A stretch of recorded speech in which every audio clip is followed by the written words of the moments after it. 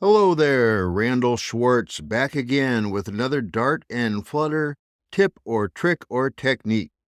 Today we're going to take a look at containers. I know we use lots of them in our Flutter code, but what's really happening inside? How does the color of a container differ from, say, the color I'm giving a colored box? Well, I hope to do a deep dive today into how those are actually related. So let's get started. So I want to go through the guts of what's in a container so that we can understand really what's happening behind the scenes to show that container is really just a utility widget, but every part of what a container is doing can be done by more explicit widgets, which also means that parts of it can be made constable, which is really handy for high performance. So the way I'm going to do this, I've got a VS Code open on a Flutter project, show you the main here. Okay, that's the minimal one without all the extra stuff. And the way I'm going to get to the source code of container, which everybody should learn how to do, at least in VS Code, it's Command T on a Mac. No idea what it is on Windows or Linux, but it's Command T on a Mac, which gives me the little pound prompt. And then I hit container. And that will take us directly to the source code for container. And as we look down here, we see this is the comments that show up on the API documentation. I'm going to skip over all those because you're probably pretty familiar with a container, seen them all the way through your code.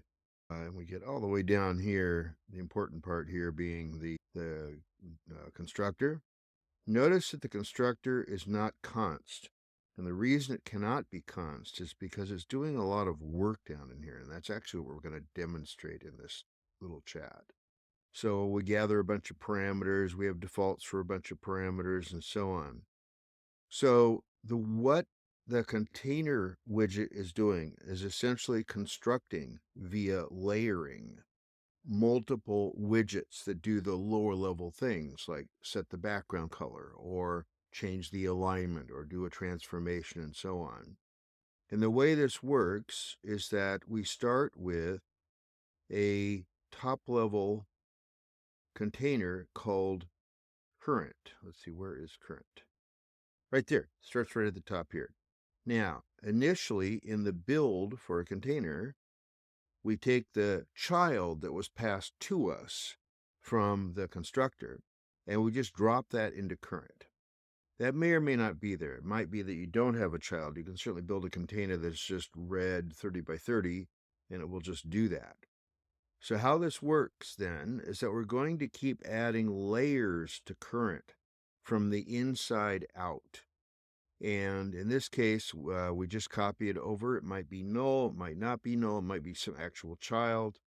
But if the child is null and the constraints are null or the constraints are not tight, we change current so that it is well, we know it's null, so we're going to change the current to a limited box, which is something I only discovered fairly recently, a box that limits its size only when it's unconstrained. I kind of like that. That was kind of cool.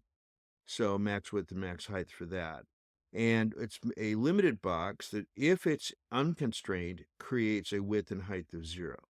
Or if we have let's see, what's this the alternative? Oh, the child is another constrained box with its constraints being box constraints expand. The complicated version of all this is essentially a container has a certain strategy for how big it wants to be. And this is where all that strategy is contained. This kind of stuff, by the way, doesn't show up in the API documentation, and I always end up going to the source code to figure out what's actually, is it biased towards big? Is it biased towards small? There's no common names for that in the API documentation, so really you just got to learn to read this source code for there.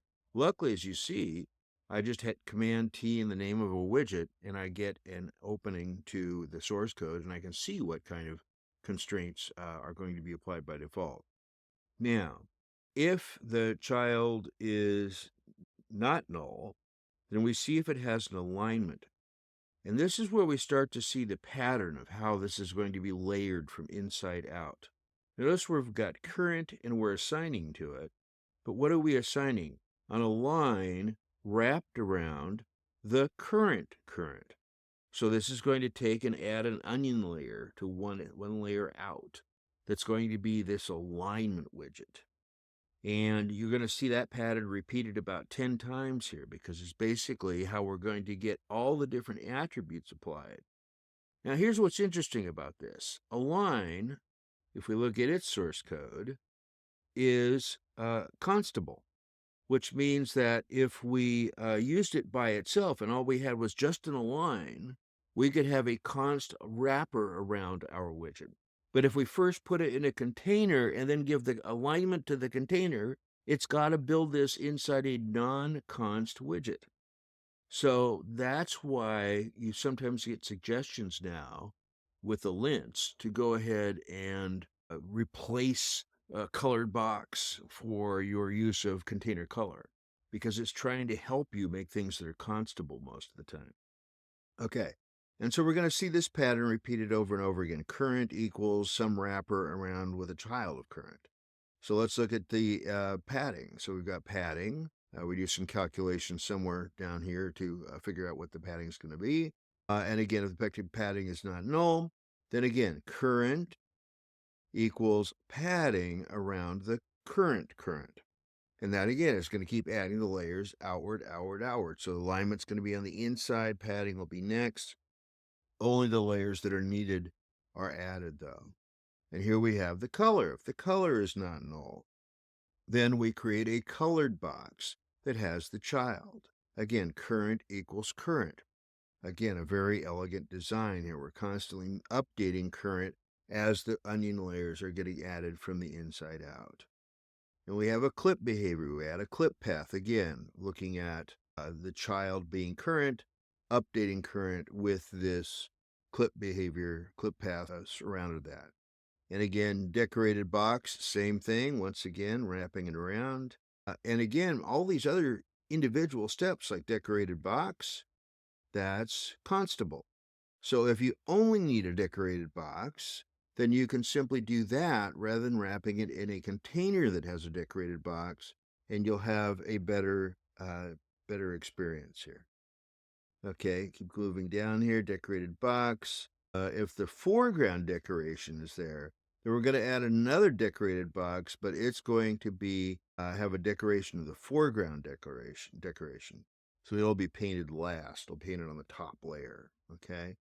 And then if it's a constrained box of some kind, again, we're wrapping the constraints around everything we have so far.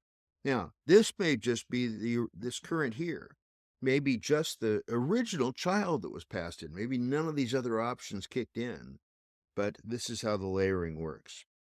If it's got a margin of some kind, then we end up adding another padding layer to take care of the margin. If it's transformed in any way, we do the transform to track how that works, right? And ultimately, from the build for the container, we're returning whatever current ended up being. But as you can see, there were about 10 steps there going all the way down in.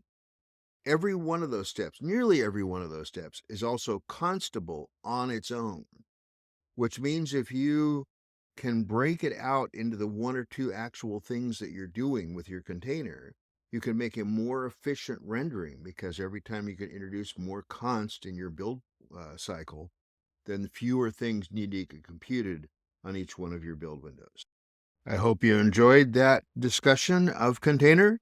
And if you like what you saw, please like and subscribe and tell your friends.